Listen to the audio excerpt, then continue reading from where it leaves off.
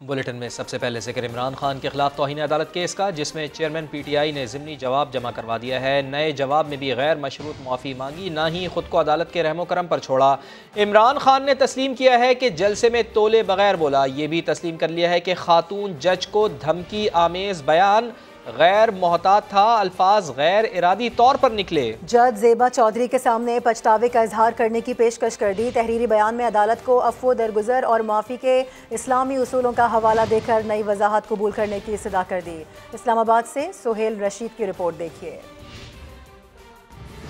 तौहीन अदालत केस में इमरान खान ने इस्लामाबाद हाई कोर्ट में नया जवाब जमा करवा दिया। एक मरतबा फिर गैर मशरूत माफी नहीं मांगी और तस्लीम किया कि सब कुछ कहा, लेकिन गैर इरादी तौर पर। अपने ही अल्फाज पर अफसोस का भी इजहार, आइंदा मोहतात रहने की यकीन दहानी भी करवा दी। दावा किया कि खवातीन के हकूक का अलमबरदार हूँ, खातून जज के जज्बात मजरू हुए तो इस पर दुख है। अपने अल्फाज पर खातून जज से पछतावे का इजहार करने पर शर्मिंदगी भी नहीं होगी।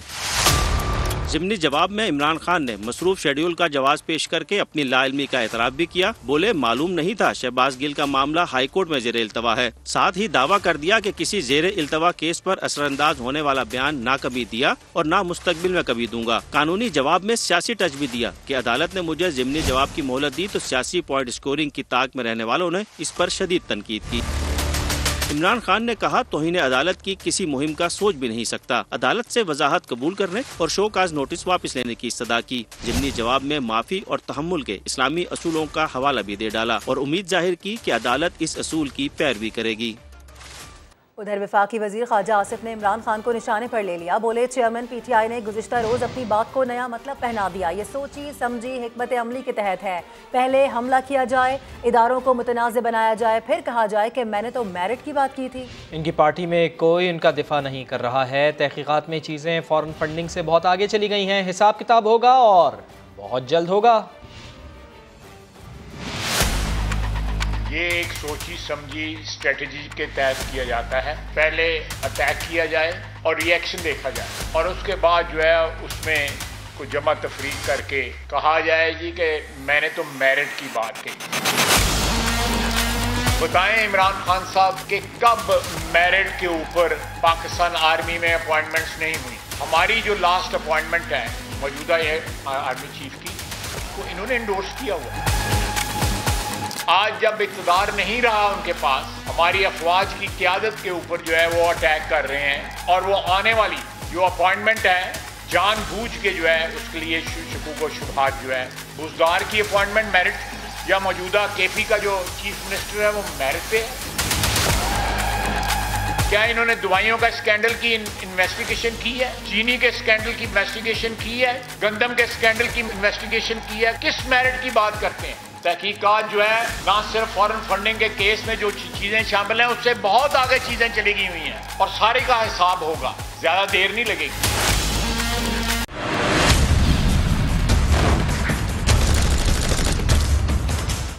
100 अरब रुपए के रिंग रोड मंसूबे में करप्शन की तमाम तहकीकात चौधरी परवेज इलाही के दौर में बंद कर दी गई हैं। स्पेशल ऑडिट रिपोर्ट में अरबों रुपए की करप्शन की निशानदेही की गई थी। पंजाब असम्बली की पब्लिक अकाउंट्स कमेटी ने तमाम ऑडिट रिपोर्ट्स सेटल कर दी हैं। तफसीलात ले लेते हैं। एग्जीक्यूटिव प्रोड्यूसर जुल्फ़िकार अली मेहतो साहब हमारे साथ मौजूद हैं। जुल्फ़िकार साहब, बड़ी अहम खबर है, तहलका खेज खबर है। मजीद इस ऑडिट में क्या कुछ सामने आ सका है? देखिए, ये कहानी शुरू हुई थी 2003 में और 2 में जब लाहौर रिंग रोड अथॉरिटी बनाई गई थी लाहौर के गिर्द एक रिंग रोड बनाने के लिए। ये 100 अरब रुपए का मंसूबा है जो चौधरी परवेज इलाही जब साबिक दौर में वज़ीर आला पंजाब थे 2007 तक और 2002 से 2007 तक, तो उस वक्त एक इसका मेजर जो नॉर्दर्न लूप था उसकी ज़मीन की एक्विजिशन की गई थी और इस सारी खेल को 2016-17 में ऑडिटर जनरल ऑफ पाकिस्तान ने जो है वो एक नई स्पेशल ऑडिट रिपोर्ट, ये जो मेरे हाथ में है, इसके तहत जो है वो एक स्पेशल ऑडिट करवाया जिसमें ये पता चला कि तकरीबन 42 अरब और 38 करोड़ रुपए की जो ज़मीन की एक्विजिशन है उसके वोज्ड अकाउंट नहीं है, यानी जिनको ये पेमेंट्स की गई हैं उनकी कोई रसीदें मौजूद नहीं है। तो इसके ऊपर बाद में 2019 में नैब ने एक्शन लिया और इसके ऊपर इंक्वायरी शुरू की गई। लेकिन अब हमें ये पता चला है कि ये तमाम ऑडिट रिपोर्ट जो है ये 2005-6 से लेके अब तक की ये तमाम ऑडिट रिपोर्ट्स मेरे हाथ में, इनमें रिंग रोड से मुतल्लिक़ ऑडिट पैरे दर्ज हैं। ये तमाम ऑडिट रिपोर्ट्स पंजाब असम्बली में तहरीक इंसाफ की हुकूमत की खिलाफ अदम एतमाद पेश होने से कुछ देर पहले उस वक्त के चेयरमैन पब्लिक अकाउंट कमेटी यावर अब्बास बुखारी ने सेटल कर दी।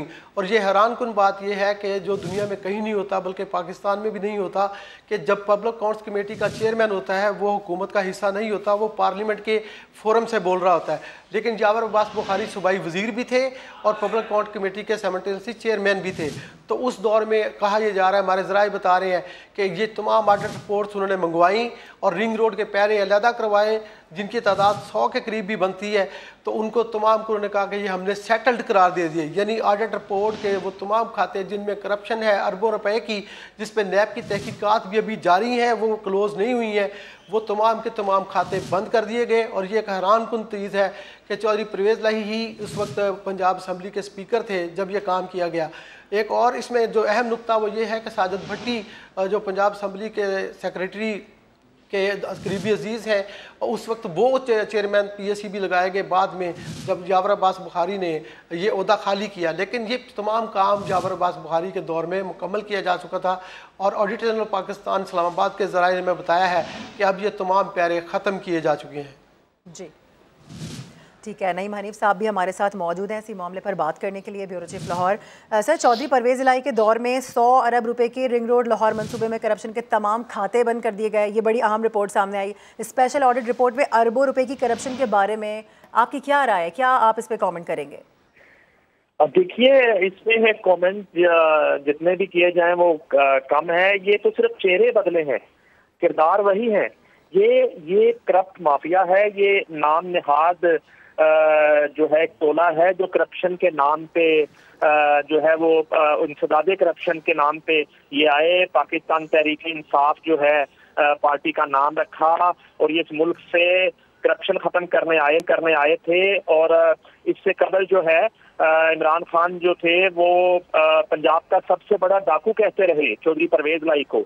या तो वो उस वक्त झूठ बोल रहे थे, वो गलत इल्जाम लगा रहे थे परवेज़ इलाही साहब पे, या फिर वो आज झूठ बोल रहे हैं कि वो उन्हें एक नीट एंड क्लीन और इस सूबे का जो है वो एक सिपा सालार बनाकर उनको पेश किया जा रहा है। तो परवेज़ इलाही साहब को लाया ही उस्मान बुज़दार की 4.25 साल करप्शन पर मिट्टी डालने के लिए उन्हें लाया गया था। और आज भी आप देखिए ये मामला रुका नहीं है मारूफ, ये अभी भी गुजरात और मियांवाली के लिए अरबों रुपए के फंड जो है वो जारी किए जा रहे हैं और बाकी पूरे पंजाब के साथ सौतेलों जैसा सलूक किया जा रहा है। बिल्कुल ये तकलीद की जा रही है उस्मान बुज़दार की, जिस तरह उन्होंने कौंसा और डीजी खान पर नवाज शाह जो थी और अरबों रुपए खर्च कर दिए। और उसके साथ ही साथ अभी सैलाब में आपने देखा कि अरबों रुपए के जो मंसूबे थे वो सैलाब के पानी में बह गए। वो 20-20, 26-26 किलोमीटर लंबी सड़क जो सिर्फ अपने डेरे के लिए, अपने घर के लिए बनाई गई थी, वो सैलाब में बह गई। वो ब्रिज जो थे वो सैलाब में बह गए।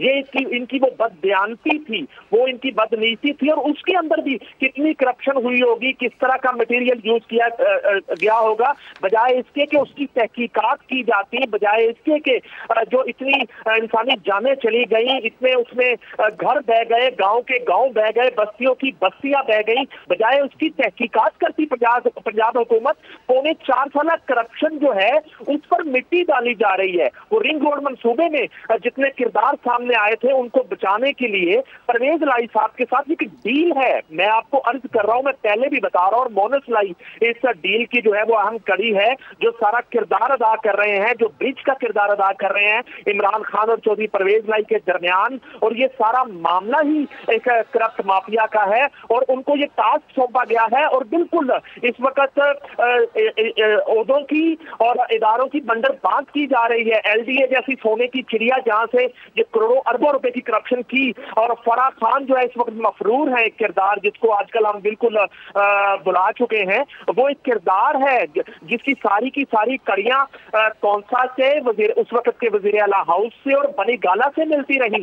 यहाँ पर जो है वो मलिक रियाज का जो है वो अरबों रुपया जो पाकिस्तान आया, वो बजाय कौमी खजाने में जमा होने के वो कहाँ चला गया, अभी ये तहकीकात बाकी है, ये इंक्वायरी होने बाकी है। तो ये एक डील के तहत जो है बकौल उनके के माजी में जो उनके लिए डाकू थे, एक डील के तहत उनको पंजाब दिया गया। इससे कबल पंजाब के अवाम पर यह जुल्म ढाया गया कि उस्मान बुज़दार जैसा एक नाइल शख्स इसलिए लाया गया कि वो पंजाब के अवाम पर मुसल्लत किया गया। नईम हनीफ साहब साथ ही रहिएगा। कहा तो ये भी जा सकता है ना कि तहरीक इंसाफ और परवेज़ इलाही एंड सन्स एक दूसरे को पाक साफ करने में मसरूफ़ हैं। रिंग रोड मंसूबे में अजब करप्शन की गज़ब कहानी पर बात करने के लिए हमें ज्वाइन किया है मुस्लिम लीग नून की रहनुमा अज़मा बुखारी साहिबा हमारे साथ मौजूद हैं। अज़मा साहिबा, बहुत शुक्रिया वक्त के लिए। समा ये तहलका खेज़ इंकशाफ सामने लाया है, क्या कहेंगी आप? चूँकि करप्शन के ऊपर बात करने वाले यानी करप्शन के ख़ात्मे की बात करने वाले खुद करप्शन पर पर्दा डाल रहे हैं अब। जी बहुत शुक्रिया। देखिए ये इस वक्त जो ये दूसरों को इल्ज़ामात लगाते हैं, इमरान खान आपको पता है एक इल्ज़ाम वो बार बार लगाते हैं, जी अपने केसेस ख़त्म करने आए हैं और हमने तो कोई केस ख़त्म नहीं किए, लेकिन इनकी रोज़ एक नई स्टोरी आती है केसेस ख़त्म करने की। और ज़ाहिर परवेज़ इलाही को सीएम बनाने के लिए उसको जो है वो पाक साफ करना तो ज़रूरी था और ये एक दूसरे को जो है वो सपोर्ट कर रहे हैं, एक दूसरे को पाक साफ करने की कोशिश कर रहे हैं। मेरी पार्टी, मेरी लीडरशिप आज भी अपने मुकदमात फेस भी कर रही है। हमने कोई मुकदमा वापस नहीं, हमारे जो है मुकदमात वापस नहीं हुए। इनकी इंक्वायरियाँ भी बंद हो जाती हैं, इनके केसेस भी वापस हो जाते हैं, लेकिन ना कोई सो मोटो होता है, ना कोई इसके ऊपर एक्शन लिया जाता है, ना कोई एक्शन लेने को तैयार है। तो ये मौकरी है, मैं समझती हूँ कि और इसके ऊपर मैं समझती हूँ कि समा जो है वो बहुत अच्छा काम कर रहा है कि आप ऐसे इंपॉर्टेंट फैक्ट्स जो है वो सामने लेके आ रहे हैं। और ये ज़ाहिर है इनके बीच में यही तय है, ये परवेज़ इलाही जो है वो इनके खाते जो हैं बड़े बड़े, वो गोगी के खाते हों, बुज़दार के खाते हों, वो पिंकी पीरनी के खाते हों, वो बंद करेगा और ये लोग जो हैं ये मिल के परवेज़ इलाही और मोनिस इलाही के खाते बंद करेंगे। तो ये तो इनका तरीका वारदात है, लेकिन अफसोस की बात यह है कि इनके ऊपर कोई एक्शन लेने को कोई तैयार नहीं है। और अज़मा बुखारी साहब, हमारा तो काम है कि खामियों की निशानदेही करें। बहुत शुक्रिया आपका, आपने हमें वक्त दिया। नईम हनीफ साहब आपका भी बहुत शुक्रिया। जुल्फ़िकार अली महतो साहब आप हमारे साथ मौजूद और आपने ये खबर ब्रेक की, आपका भी बहुत शुक्रिया। और जिस तरह से फवाद हम बात कर रहे हैं कि दूसरों को भाषण देने वाले इमरान खान 7 करोड़ रुपए के खुद ना दहिंदा निकले हैं। पब्लिक अकाउंट्स कमेटी में इमरान खान के सरकारी हेलीकॉप्टर इस्तेमाल करने का तस्करा हुआ। कमेटी अरकान ने सवाल उठा दिया है कि एक शख्स 7 करोड़ का ना दहिंदा है, उन्हें 9 हलकों से इलेक्शन लड़ने की इजाजत कैसे दी जाए? Chairman public accounts committee Noor Alam Khan ने सरफिरा करार देकर कार्रवाई के लिए कमर कस ली है। इस्लामाबाद से शकील अहमद की रिपोर्ट। पब्लिक अकाउंट्स कमेटी का दबांग इजलास, इमरान खान के हवाले से कमेटी अरकान ने सवाल उठाया। एक बंदा सरकारी हेलीकॉप्टर का 7 करोड़ का नादहिंदा है, उसको 9 हलकों से इलेक्शन लड़ने की इजाजत कैसे दे दी गई? कागजात नामजदगी मंजूर करने वालों के खिलाफ क्या कार्रवाई हुई? कमेटी चेयरमैन नूर आलम खान ने कहा, सरफिरे बंदे ने फौज के खिलाफ बात करके आइन की खिलाफ वर्जी की। ऐसे लोगों को तो सलाखों के पीछे होना चाहिए। इलेक्शन कमीशन या सुप्रीम कोर्ट ने इस पर क्या नोटिस लिया? कमेटी चेयरमैन ने इलेक्शन कमीशन को हिदायत की, उम्मीदवारों की ज़हनी हालत भी चेक किया करे, देखा करें कोई नशे के ज्यादा असरात तो नहीं, किसी नशई को भी ना छोड़ा जाए। कमेटी ने नैब को अरकान पार्लियामेंट, MPAs, मेयर्स, नाज़मीन और काउंसलर्स समेत तमाम नादहिंदगान की फहरिस्त इलेक्शन कमीशन को देने की हिदायत कर दी। कहा इलेक्शन कमीशन तमाम नादहिंदगान को नोटिस जारी करे और नकूल PAC को फराहम की जाएं। शकील अहमद, समा, इस्लामाबाद। और अभी आपको अपडेट करेंगे, वज़ीर-ए-आज़म के खिलाफ बेबुनियाद इल्ज़ामात पर FIA ने retired lieutenant general Amjad Shoaib के खिलाफ इंक्वायरी शुरू कर दी है।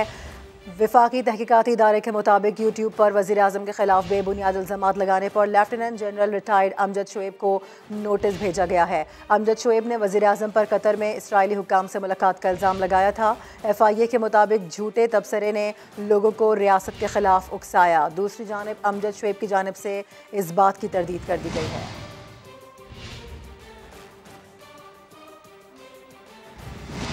इलेक्शन कमीशन ने PTI के पेशावर जलसे में सरकारी वसाइल के इस्तेमाल पर एक्शन ले लिया है। इमरान खान को 9 सितंबर को पेश होने का हुक्म दे दिया है। इस बारे में मज़ीद जानते हैं, समग्र नुमाइंदे अब्दुर्रहमान हमारे साथ मौजूद हैं। जी अब्दुर्रहमान, बताइएगा क्या तफसीलात हैं? जी बिल्कुल, गुज़िश्ता रोज़ पेशावर में जलसा आम के लिए PDA की सरकारी फाइबर के इस्तेमाल करने, झंडे लगाने के लिए और दीगर जो सरकारी वसाइल इस्तेमाल हुए हैं, इलेक्शन कमीशन ने सख्त नोटिस दिया है और PTI के चेयरमैन और जो कि NA 31 से उम्मीदवार भी हैं उनको नोटिस जारी कर दिया है। 9 सितंबर को सुबह 10 बजे उनको तलब किया गया है। इसी तरह जलसे में सूबाई वज़ीर महबूब खान, काबीना मेंबरान उनको भी नोटिस जारी किए हैं कि उन्होंने इलेक्शन कवायद की खिलाफ वर्जी क्यों की और क्यों उन्होंने जलसे में शिरकत की, उनसे भी जवाब तलबी की जा रही है और उनको भी 9 सितंबर को पेश होने का हुक्म दिया गया है। जबकि इससे पहले DGPDA की पेशी हुई जिसमें उन्होंने कहा कि जो 2 अहलकार थे उनको मुअत्तल किया गया है। ठीक है, बहुत शुक्रिया आपका अब्दुर्रहमान। और सैलाब मुतासरीन की दादरसी के लिए वज़ीर-ए-आज़म शहबाज शरीफ के मुल्क भर के तूफ़ानी दौरे जारी हैं। शहबाज शरीफ ने खैबर पख्तूनख्वा में डेरा इस्माइल खान का दौरा किया। टांक में सैलाब से मुतासर अफराद को 2 हफ्तों में 100 घर बनाकर देने का ऐलान कर दिया। शहबाज शरीफ ने कहा कि वफाकी इदारों की जिम्मेदारी है कि शाहराहों और पुलों की तामीर के लिए सूबाई हुकूमतों की मदद करें। हमारा तो सब कुछ चला गया, गाड़ी भी चला गया, भाई भी चला गया, हमारे पास तो कोई आसरा नहीं है, बस अल्लाह के आसरे में बैठा है। सैलाब मुतासरीन की बहाली का मिशन, वजीर आजम के तूफानी दौरे जारी। DIG खान आमद पर शहबाज शरीफ को इमदादी सरगर्मियों और शाहराहों की तामीर पर ब्रीफिंग दी गई। वजीर आजम ने सगोपुल की बहाली का जायजा लिया। बहुत मेहरबानी, वेल डन, शाबाश, बहुत अच्छी बात। तकरीब से खिताब में कहा कि मुतासरीन की घरों में वापसी अव्वलीन तरजीह है, जंगी बुनियादों पर इस काम को कर रहे हैं। पहला 100 घरों का मंसूबा टांक में बनाया जा रहा है। 2 हफ्ते में उसका हम सब वहाँ पर जाके उसका इफ्तिताह करेंगे। संगे बुनियाद नहीं, घर बन चुके होंगे इंशाअल्लाह। अल्लाह ताला का वो बंदा है जिसने करोड़ों रुपए वो लगा कर ये घर मुहैया कर रहा है। वजीर आजम ने बताया कि 20 अरब रुपए मुतासरीन में शफाफ तरीके से तकसीम कर दिए गए। सूबाई हुकूमतों को भी आगे आना होगा। उन्होंने वबाई इमराज को बड़ा चैलेंज करार दिया। पानी की जो अमराज हैं, वबाई अमराज, अब उसका हमें चैलेंज दरकार है। नया चैलेंज हमें आंखों में आंखें डाल रहा है। मौलाना फजलुर रहमान ने इस मौके पर सैलाब से बचाव के लिए छोटे डैमों की तामीर पर जोर दिया। हमें कुछ छोटे डैम्स भी चाहिए। ये अगर तामीर हो जाते हैं तो हम मुस्तकिल तौर पर सैलाब से बचने की कोई तदबीर कर सकेंगे। PDM सरबराह ने इमदादी और बहाली के कामों में मसरूफ पाक फौज के जवानों की तारीफ भी की। वज़ीर आज़म मियां शहबाज शरीफ कहते हैं कि साबिक़ा हुकूमत ने वसाइल को बर्बाद किया। महदूद वसाइल के बावजूद सियासत को एक जानिब रखकर खिदमत के फ़र्ज़ को निभा रहे हैं। स्वात में इंसानी गलती की वजह से रेला, होटल्स और मकानात को बहा ले गया। कुदरती आफत से मुल्क भर में तबाही आई है।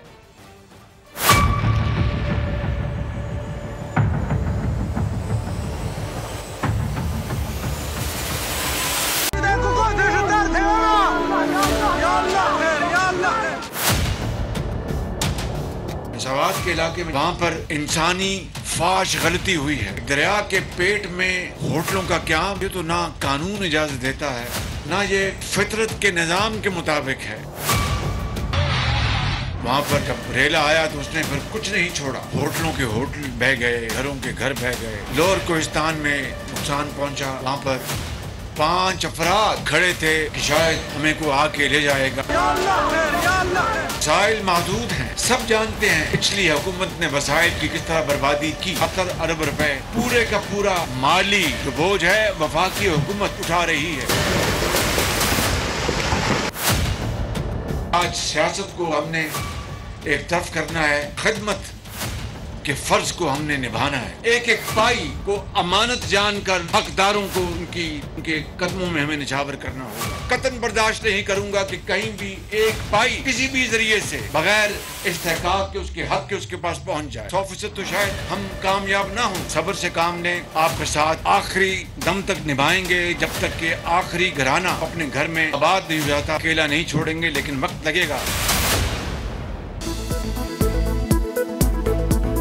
पेशावर जलसे में PTI की जानिब से सरकारी वसाइल का इस्तेमाल, इलेक्शन कमीशन ने नोटिस ले लिया। इमरान खान को 9 सितंबर को पेशी का हुक्म। इंतखाबी कवायद की खिलाफ वर्जी पर वज़ीर आला महमूद खान समेत सूबाई वज़रा को भी नोटिस जारी।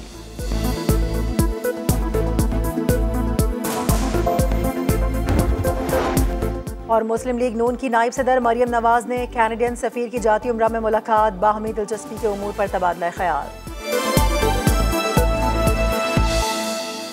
साबिक कप्तान शाहिद खान आफरीदी का कहना है कि कल भारतीय टीम के साथ जो कुछ हुआ वही बनता था। IPL टैलेंट से मुताल्लिक बड़ी बड़ी बातें करते थे। कहा जाता था कि इंडिया की 2 टीमें भी बना दो तो जीत जाएंगे। सब नज़र आ गया। प्रोग्राम एशिया के बादशाह में गुफ्तगू करते हुए कहा कि पाकिस्तान के पास गलती की गुंजाइश नहीं है। मेरे ख्याल में कल इंडिया के साथ बनता भी यही था जो इनकी उस दिन, अगर आपको याद हो, होस्ट जो बैठी हुई थी वो कह रही थी 2-0 हो जाएगा और अगर हमारे पास एक प्लेयर नहीं है तो दूसरा बेंच पे बैठा है, तीसरा बेंच पे बैठा है, तो वो सारी नजर आ गए।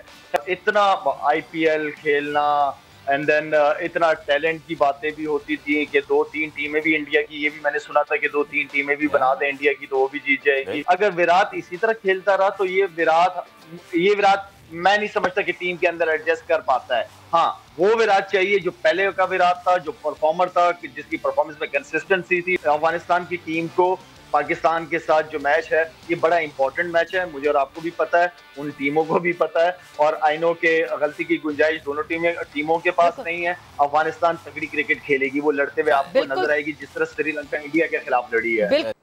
और wicket keeper batsman Mohammad Rizwan ICC ranking में नंबर 1 बैटर बन गए हैं। 1155 दिन तक नंबर 1 रहने वाले बाबर आजम को दूसरे नंबर पर जाना पड़ा। मोहम्मद रिजवान कहते हैं कि बाबर और मैं अलग नहीं है, बादशाह हमेशा बादशाह ही रहता है। पाकिस्तानी बैटिंग लाइन की शान मोहम्मद रिजवान ने संभाल ली ICC रैंकिंग की कमान। T20 बैटर्स में बाबर आजम से नंबर 1 पोजीशन छीन ली।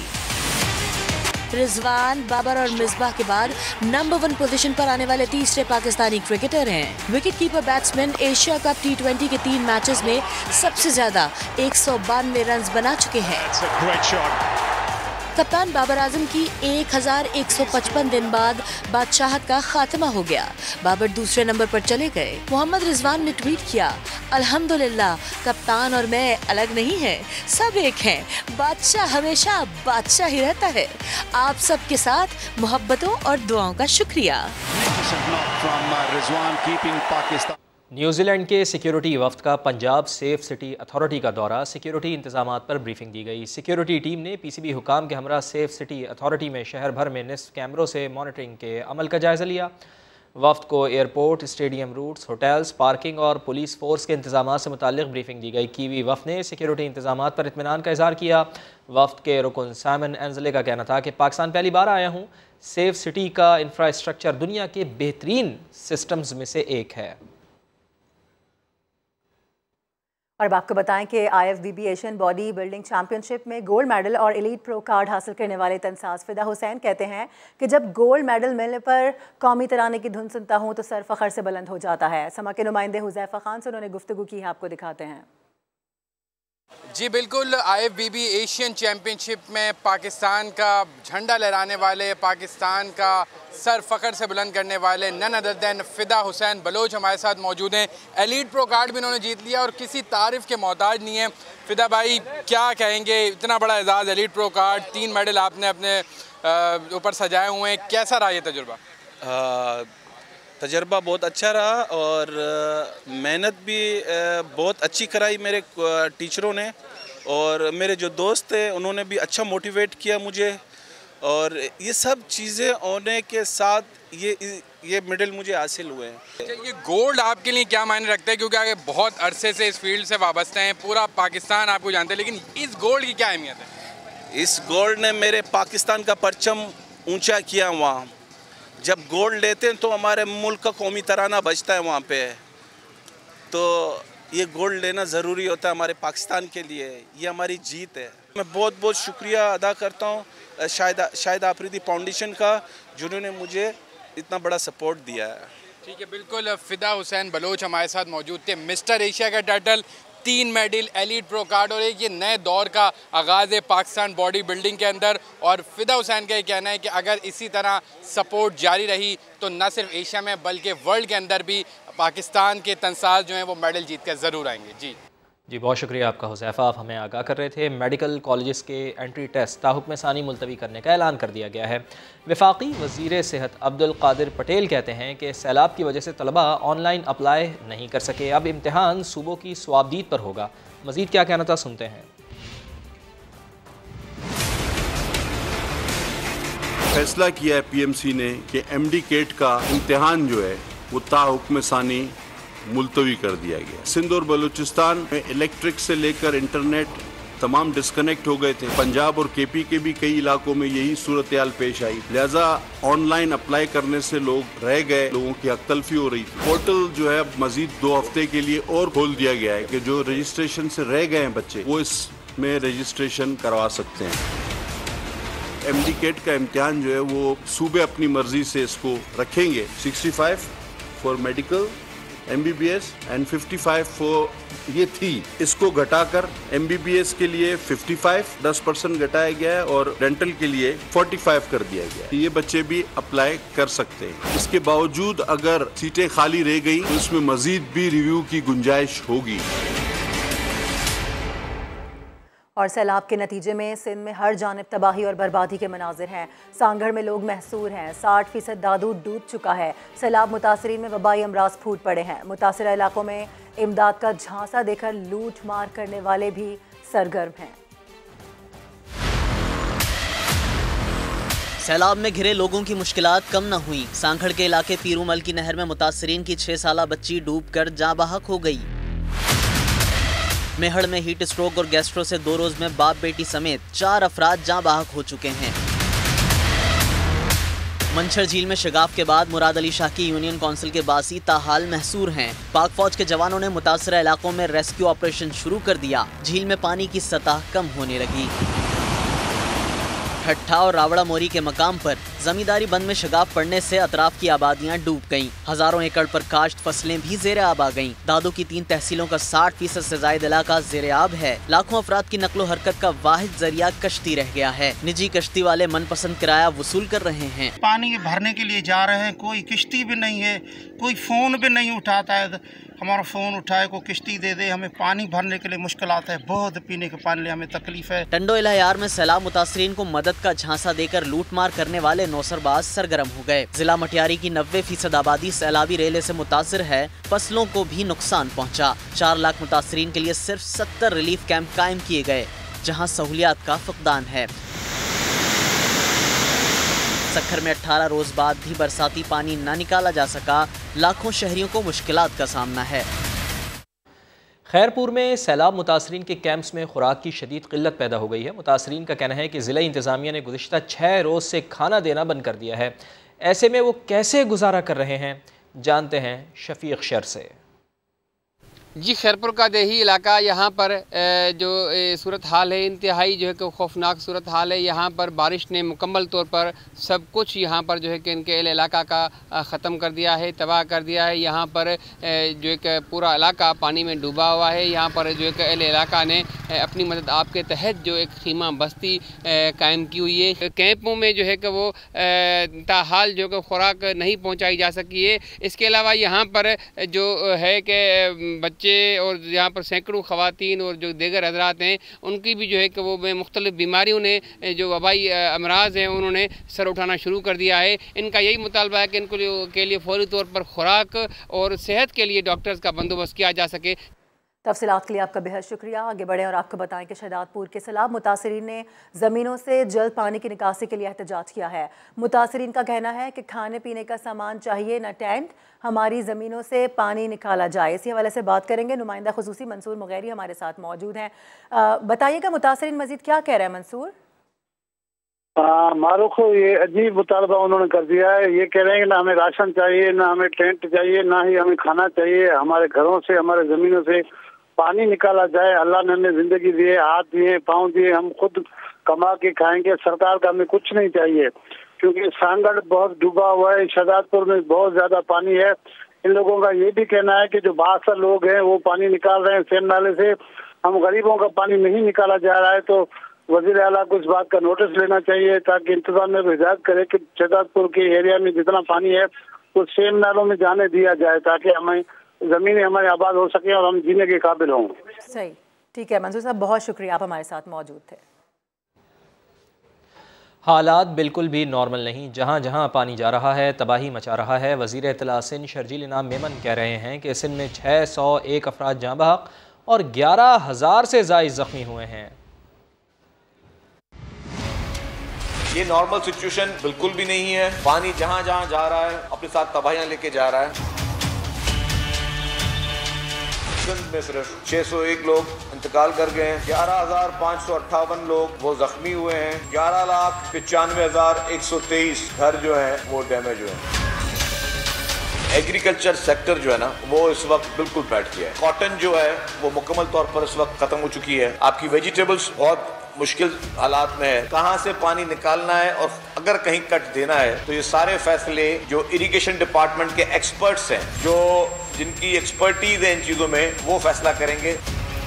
वफाकी हुकूमत से अभी तक जो सामान है वो उतना नहीं आया जितना हमें जरूरत है, जितना हम एक्सपेक्ट कर रहे थे। क्या इस मुल्क में कोई मुहिब वतन पाकिस्तानी ऐसी हालात में इस तरह की हरकतें कर सकता है जो इमरान खान कर रहा है? क्या इस मुल्क में कोई मुहिब वतन पाकिस्तानी इन हालात में अपने सैलाब ज़दगान भाइयों को छोड़कर स्टेज पे नाच गाने कर सकता है जो कि इस मुल्क में हो रहा है? उधर वज़ीर आज़म के मुआविन ख़ुसूसी अता तारड़ कहते हैं कि चोरी बचाने के लिए इमरान खान रियासत और फ़ौज मुखालिफ बयानियाँ अपना रहे हैं। अफवाज पाकिस्तान के खिलाफ मनफी प्रोपेगेंडे की वजह से लोगों ने तहरीक इंसाफ के जलसों में जाना छोड़ दिया। किस मुंह से पाक फौज के खिलाफ बयान दिया है या टॉप ब्रास के खिलाफ बयान दिया है और उसको मुतनाज़ा बनाने की कोशिश की है? पाकिस्तान दुश्मनी है। रियासत और फौज मुखालिफ बयानिए पर इमरान न्याजी अमल पैरा है। इसकी सिर्फ एक वजह है, अपनी चोरी को बचाना। पाक फौज के खिलाफ बयानिया दिया जा रहा है, यही वजह है कि इनके जलसों में अवाम ने जाना छोड़ दिया है। पेशावर में फ्लॉप जलसा हुआ। यहूदियों ने और भारतीयों ने जो पैसे फॉरेन फंडिंग में इमरान न्याजी साहब को भिजवाए हैं, इसीलिए भिजवाए थे कि आज फौज मुखालिफ और रियासत मुखालिफ बयानियां इस मुल्क के अंदर उसको परवान चढ़ाया जाए। कहता हूँ कि डब्बू एक ही अबू। ये रोज अपना वालिद बदलते हैं। इसका मकसद सिर्फ ये है कि इमरान खान की नैया जो तकरीबन डूब चुकी है उसको मुकम्मल तौर पे डबो दिया जाए। पंजाब की धरती जहाँ पर सैलाब सिर्फ 2 अजला में आया है, पंजाब हुकूमत वहाँ पर कहीं नजर नहीं आ रही। पंजाब के हुक्मरान बेहिस हो चुके हैं। अवाम की मदद के लिए पंजाब हुकूमत तैयार नहीं है। पंजाब हुकूमत ने हाथ खड़े किए हुए हैं। PTI रहनुमा और गुलकार अबरारुल हक का सैलाब मुतासरीन के लिए 6 अरब रुपए जमा करने का दावा। हिलाल अहमर ने दावों का पोल खोल दिया। कहा 6 अरब तो क्या, रकम का 7वां हिस्सा भी जमा नहीं हुआ। तरदीद आने के बाद अबरारुल हक ने भी यू टर्न ले लिया। दानियाल उमर की रिपोर्ट। PTI के रहनुमा अबरारुल हक भी अपने चेयरमैन के नक्शे कदम पर गामजन। बड़े बड़े दावे, हकीकत सामने आने पर यूटर्न ले लिया। हिलाल अहमर पाकिस्तान के ओहदे से हटाया गया तो बड़ा बयान दाग दिया। दावा किया कि सैलाब मुतासरीन के लिए 6 अरब रुपए इकट्ठे किए। का पोल खोल दिया हिलाल अहमर की इंतजामिया ने। 6 अरब रुपए जमा करने का दावा ही मुस्तरद कर दिया। कहा साबिक चेयरमैन अबरारुल हक झूठ बोल रहे हैं। सैलाब मुतासरीन के लिए 6 अरब तो क्या, इसका 7वां हिस्सा भी जमा नहीं हुआ। हिलाल अहमर पाकिस्तान की तरदीद पर अबरारुल हक ने भी पार्टी चेयरमैन की तरह फौरी यू टर्न ले लिया। ट्विटर पैगाम में कहा कि मैंने 6 अरब रुपए आहिस्ता आहिस्ता मिलने का कहा था। हिलाल अहमर पाकिस्तान ने अबरारुल हक को झूठे दावे करने से गुरेज करने का मशवरा भी दिया। दानियाल उमर, समा, लाहौर। बराबरी पार्टी पाकिस्तान के चेयरमैन गुलकार जवाद अहमद कहते हैं कि अबरारुल हक झूठ बोलकर न सिर्फ सैलाब ज़दगान और इमदाद देने वालों के जज्बात से खेल रहे हैं बल्कि फ़नकार बरादरी को भी बदनाम कर रहे हैं। समा की नुमाइंदा नवीन अली से गुफ्तगू में जवाद अहमद ने क्या कहा, आपको सुनवाते हैं। जी बिल्कुल, एक तरफ मुल्क में एक अजाब और एक आजमाइश सैलाब की सूरत में हमारे सामने मौजूद है और दूसरी तरफ फंड रेजर वो लोगों को झूठ बोल बोल कर बेवकूफ़ बनाते चले जा रहे हैं और हर दिन बाद जो है उनके झूठ का नया पोल खुल रहा है। मेरे साथ इस वक्त बराबरी पार्टी के चेयरमैन और मारूफ गुलकार जवाद अहमद साहब मौजूद हैं। मैं इनसे बात करती हूँ, इनसे राय जानती हूँ इनकी। सर मुझे बताइएगा, खान साहब भी, इमरान खान साहब भी टेलीथॉन के ज़रिए फ़ंड इकट्ठा कर रहे हैं, फिर साथ ही साथ अभी जो रिसेंटली केस हुआ है अबरारुल हक साहब ने कह दिया कि रेड क्रिसेंट ने अरबों रुपए का फ़ंड इकट्ठा कर लिया। नए चेयरमैन ने आके सारा कुछ डिनाई कर दिया कि 7वां हिस्सा भी इसका इकट्ठा नहीं हुआ। तो क्या कहेंगे, अब ये सारा कुछ जो हो रहा है, क्या हमें इस सब में एहतियात बरतनी चाहिए? पहली बात तो ये है कि इमरान खान ने अगर ये काम किया जो कि वज़ीर आज़म थे इस मुल्क के, तो मेरा ख्याल इससे ज़्यादा बुरी बात ये हो नहीं सकती कि वो झूठ बोल रहे हैं लोगों के साथ। और जब आप एक काम नहीं कर पाते तो फिर आप उसकी मशहूरी क्यों करते हैं। अबरार के बारे में ये कहूँगा कि उसको भी ख्याल करना चाहिए कि अगर आप ऐसे ही जो मर्ज़ी मुंह में आए बोल दें और अरबों रुपए की बात कर दें और बाद में आपका ही जो जानशीन या बाद में आने वाला वो आपकी बात को डिनाई करे तो आपको फिर बेइज्जती का सामना करना पड़ता है। तो ऐसा ना करें। हमारी फील्ड के अंदर भी लोग जो हैं वो बदनाम होते हैं इस तरह। बिल्कुल जी, आपने जवाद अहमद साहब की बात सुनी है। उनका ये कहना है कि इस वक्त आवाम को खुद बाशऊर होना है और ध्यान रखना है कि वो जहाँ पर अपनी चैरिटी का पैसा भेज रहे हैं क्या वो वाकई एतबार के काबिल है भी या नहीं। जी नवीन, आपका बेहद शुक्रिया। नाबीना अफराद का धरना तीसरे रोज़ भी जारी है। मुतालबात तस्लीम ना होने पर नाबीना अफराद ने कैनाल रोड को ब्लॉक कर दिया है। इसी हवाले से मजीद बता रहे हैं उस्मान अलीम। जी उस्मान, आगाह कीजिए। जी बिल्कुल, नाबीना अफराद का धरना तीसरे रोज में दाखिल हो चुके हैं। पहले 2 रोज ज़हूर इलाही रोड पर धरना दिया गया जहां पर मुतालबात तस्लीम ना होने पर आज ये नाबीना अफराद मेन कैनाल रोड पर निकल आए हैं और एहतजाज करते हुए दिखाई दे रहे हैं। यहाँ पर जो कैनाल रोड है इसको मुकम्मल तौर पर आम ट्रैफिक के लिए बंद कर दिया गया है। नाबीना अफराद की जानिब से FC कॉलेज से माल रोड जाने वाला रास्ता जो है वो मुकम्मल तौर पर बंद है, सड़क ब्लॉक है और क्लब चौक की जानिब जो है ये वॉक की जा रही है। नाबीना अफराद की जानिब से इनके मुतालबात क्या हैं? हमारे सिंपल मुतालबात हैं जी। डेली वेजेस हमारे लोग हैं उनको परमानेंट किया जाए जो सालों साल से नौकरी कर रहे हैं और हमारे बेरोजगार हैं उनको रोजगार फराहम किया जाए। हमें 2 दिन का कहा गया था कि 2 दिन के बाद कैबिनेट की मीटिंग होगी और आप लोगों को सब कुछ मिल जाएगा। हम लोग रोडों पे बैठे हुए हैं, आज हमें तीसरा दिन है लेकिन कुछ भी नहीं हुआ। यहाँ पर जो नाबीना अफराद है उनका यही कहना है कि इनके ताहाल मुतालबात तस्लीम नहीं किए गए और जब तक मुतालबात तस्लीम नहीं होते ये एहतजाज का दायराकार इसी तरीके से जारी रहेगा और बढ़ता जाएगा। जी विजिट कीजिए हमारी वेबसाइट sama.tv। इसके अलावा आप हमें फेसबुक और ट्विटर पर भी ज्वाइन कर सकते हैं। एक ब्रेक के बाद आपसे मिलेंगे हेडलाइंस के साथ। देखते रहिए समा।